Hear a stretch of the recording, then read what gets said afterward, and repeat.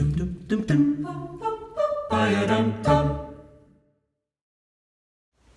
day, I'm Katie Peer for PMV In Depth.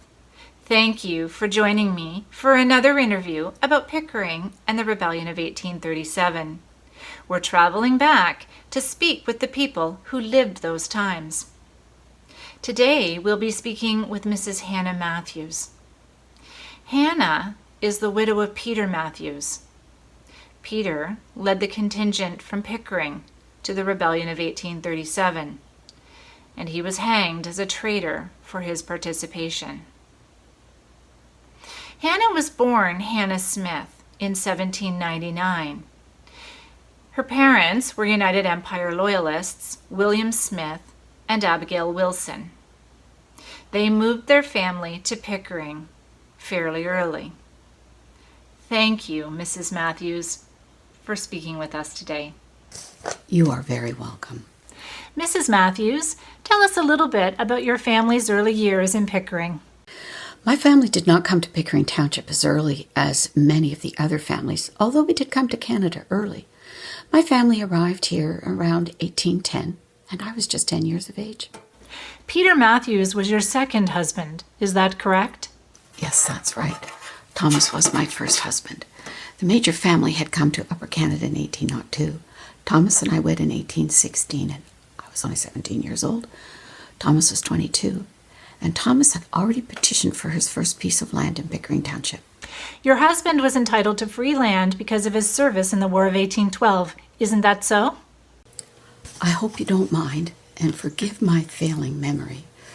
Even though these events feel as if they just happened yesterday, sometimes I might need to refer to my family history, and this is one of those times. Indeed, like so many Pickering men, Thomas enlisted in the 3rd York Militia. In the war, he served in Captain Duncan's flank company. Thomas was severely wounded at the Battle of Queenston Heights, and you know that we lost our British leader there, Sir Isaac Brock. Thomas was severely wounded in the leg. It was caused by damage from a 6-pound shot from a carronade. He lost the calf in that leg and was in severe pain for the remainder of his life and walked with a limp. The government was very slow to grant land to the men who fought loyally and bravely for king and country. Very slow indeed.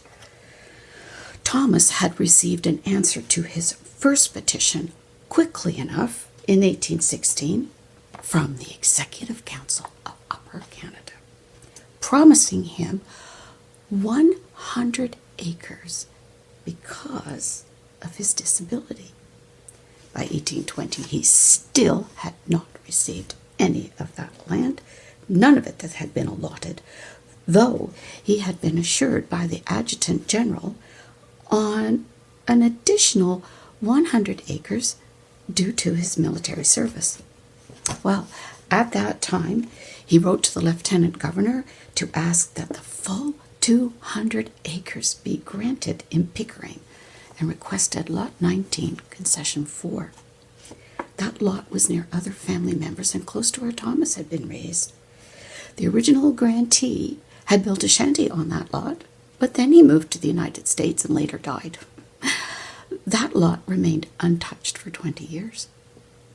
By this time, we had 3 children, 2 boys and a baby girl, and we were very eager to move to land of our own.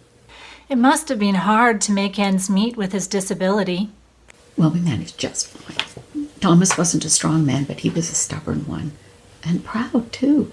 Why, he was not going to let a leg injury prevent him from doing work that everyone else did. Thomas registered his branding mark with the Township Council. We had 2 steers and a cow. And Thomas was elected to many positions with the Township Council over the years. He was a well-respected member of the community. In 1820, he was elected tax collector, and in 1826, he held 2 jobs, tax collector and tax assessor. In 1828, Thomas was elected pathmaster, and I know that job wore him out. But he would never admit it to me. In 1829, he held his last position, that of pound keeper, and he died 2 years later. He passed away just 2 years after that election? Yes, that's right. He left me with 5 beautiful children to raise, all on my own. The oldest were John and Thomas Jr., just 11 and 13, barely old enough to help their poor mother. And our youngest, she was just 3 years old. I can't imagine. And Peter Matthews was raising a family on his own at that time. Is that correct? Peter had lost his wife. Her name was Hannah Major, my husband Thomas's sister. When she died, she left Peter with 9 children to raise. Peter's eldest 3 were older than mine. Hiram and Archie were 17 and 19, and Annie was just 15 years of age and doing a fine job keeping house the deer. Having a long mourning period was a luxury that I did not have. I needed a father for my children, and Peter wanted a wife, and so we decided to wed. We married October 16th, 1831, and Elder Barclay, the local Baptist preacher, performed the wedding ceremony. Our witnesses were Charles and Anna Hadley. Oh, it's strange how things turn out. Charles was the local township constable, and during the rebellion, he was responsible for arresting any of the local men that participated in the rebellion. Many of them were friends. Let's talk about the rebellion. How did you feel about Peter's political beliefs? Did you agree with them? Well, I certainly learned to be frustrated with the government during my marriage to Thomas. There seemed to be a complete disregard for the struggles of the ordinary man and woman just trying to eke out an existence in the backwoods of Pickering. Schooling was another problem we agreed on. Now, where Thomas and I were raising our children, we were able to send them to Mr. Slay's school. Mr. Slay was Thomas's brother-in-law, and he was an educated man. And he was also the only one in the township that was able to get government funding in order to set up a school. Well, government funding. In order to get government funding, you had to guarantee a steady attendance of a certain number of children. And with the township set up like a checkerboard, families were scattered all over. And with so much work needing to be done, it required the entire family's help. So, couldn't guarantee 20 children or steady attendance. So children didn't get the schooling they deserved. And where Peter and I were living, it was too far to send our children to Mr. Slay's school. So Peter and some of the neighbors paid for a teacher out of their own pockets.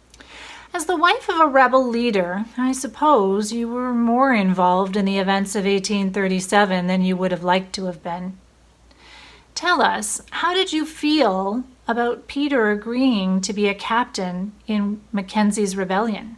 Well, naturally, I prefer he hadn't gone. But I couldn't stop him. My Peter was a man of high principles and deeds. And he felt strongly that action needed to be taken to show the government the frustrations of the farmers. The truth is, he wasn't as involved as many of the others.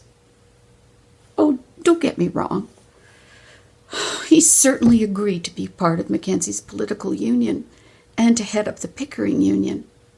And he took his responsibility very, very seriously.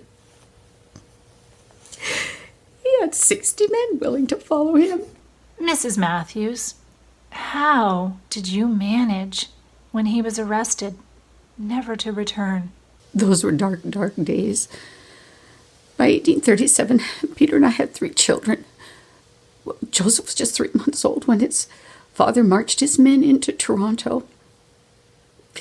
Peter was tried, convicted, and sentenced to hang. Sentenced to hang! Oh. They buried him in an unmarked grave in Potter's Field in Toronto. Not here in Pickering, to lay him to rest next to his father or beside his first wife, Hannah.